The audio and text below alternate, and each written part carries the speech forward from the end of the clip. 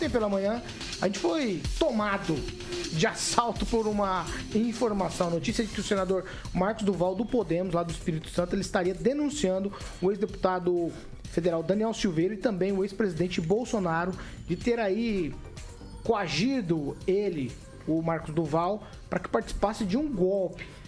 Eles estariam dando a incumbência, a missão a Duval de gravar o ministro Alexandre de Moraes. Mais tarde, por volta aí da hora do almoço, um pouquinho antes, ele voltou atrás na fala. Ele disse que o ex-presidente Bolsonaro não tentou coagi-lo a dar golpe nenhum, mas apenas estava na sala. E aí, quem seria o responsável por passar a missão, entre aspas, seria Daniel Silveira. O Bolsonaro estava na sala, mas ficou calado, não falou nada, né? Tudo isso aí aconteceu, ele falou lá numa entrevista coletiva no gabinete no Senado Federal ontem. Aí ontem também, em depoimento para colocar no pacote, quem deu entrevista, entrevista entre aspas, né? Foi o ex-ministro da Justiça Anderson Torres. Ele afirmou desconhecer o autor da minuta.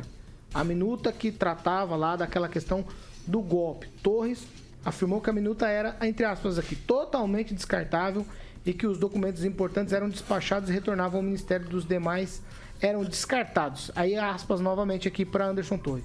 Esses documentos vinham de diversas fontes para que fossem submetidas ao ministro.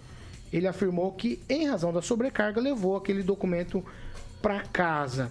Ele, em depoimento na Polícia Federal, disse que não tem nem conhecimento dessa reunião do Bolsonaro, o Marcos Duval e também com o Daniel Silveira, para se desvencilhar dessa história toda. Também na Polícia Federal. A Polícia Federal está fazendo muitas entrevistas esses dias. Valdemar Costa Neto esteve por lá e disse que usou uma metáfora quando disse que todo mundo tinha essa minuta do golpe em casa. Uma história bastante esquisita, controversa. Agora o ex-ministro Anderson Torres também disse que perdeu o celular. Que o celular dele não está nos Estados Unidos, que ele perdeu o celular. Eu não consigo mais entender nada nessa... Eu vou ser ousado aqui. Nessa nossa republiqueta. Professor Jorge Villa-Lobos, o senhor tem 2 minutos. 2 minutos? Ótimo.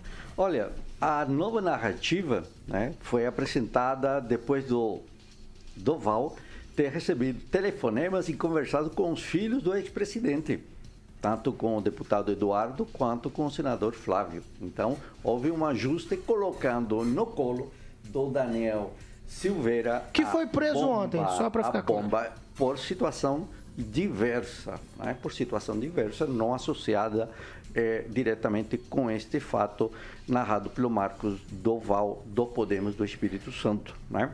Então essa é a primeira questão aí. Agora, chama a atenção o que o ministro do Supremo, Gilmar Mendes, fala a respeito desse fato, né? Ele disse que a gente estava sendo governado por gente do porão, ligada às milícias do Rio de Janeiro. Com esse fato, né, que narra Duval e que coloca claramente uma ação orquestrada, onde havia material de inteligência para realizar uma espionagem altamente qualificada em um ministro de um poder, seja com a conivência ou não do presidente, os materiais, os meios só poderiam sair com autorização do executivo. Portanto, estamos frente, sim, a uma ação que não teve sucesso. Só isto, não teve sucesso, mas forma parte do pacotão das tentativas de golpe no Brasil e que se demonstraram materialmente o dia 8 de janeiro com toda essa desobediência organizada de modo a desestruturar a República. Ok, nos bastidores do Judiciário diz que agora com todas essas coisas aqui, a história do dia 8, todos esses melindres, essas coisas todas, já começa a ficar complicado para o ex-presidente Bolsonaro. Tem razão de ser? Olha, as situações que vêm acontecendo, as narrativas, sobretudo, né? Isso me lembra, inclusive, o que o Emerson acabou colocando aqui no chat, né?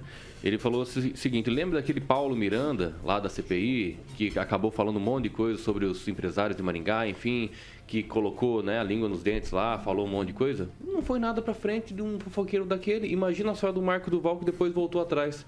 O que realmente nós queremos buscar do Bolsonaro? O Bolsonaro já não tem mais foro privilegiado. Busquem o Bolsonaro. Decretem a prisão do Bolsonaro. Ele já foi incluído em vários inquéritos dentro do Supremo Tribunal Federal. Ele tem inimizade direta com ministros do Supremo Tribunal Federal, Gilmar Mendes, Alexandre de Moraes, dentre outros. Decretem.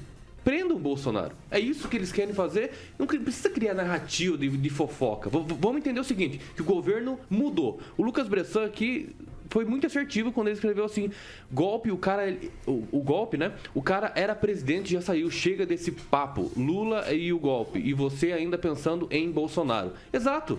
Deixa o Bolsonaro para o STF. Deixa decretar lá a prisão do Bolsonaro, prenda o Bolsonaro, acabou. O papo agora é Lula.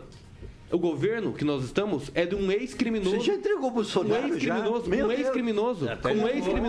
Vamos falar do mensalão, vamos falar do petrolão, vamos falar do mensalão, do petrolão, vamos falar disso? Vamos falar como é que tá a situação do nosso Brasil nesses primeiros 30 dias. Exatamente, parece que nós não vamos comentar. É tudo em volta do Bolsonaro. É tudo em volta do Bolsonaro. Não é? Se realmente o Bolsonaro estivesse devendo alguma coisa, vocês acham que no primeiro dia, 1º de janeiro, estaria aqui no Brasil? Isso não obsta qualquer prisão. Isso não obsta qualquer prisão. Não obsta qualquer prisão. Dia 1º de janeiro, quando ele perderia o foro privilegiado...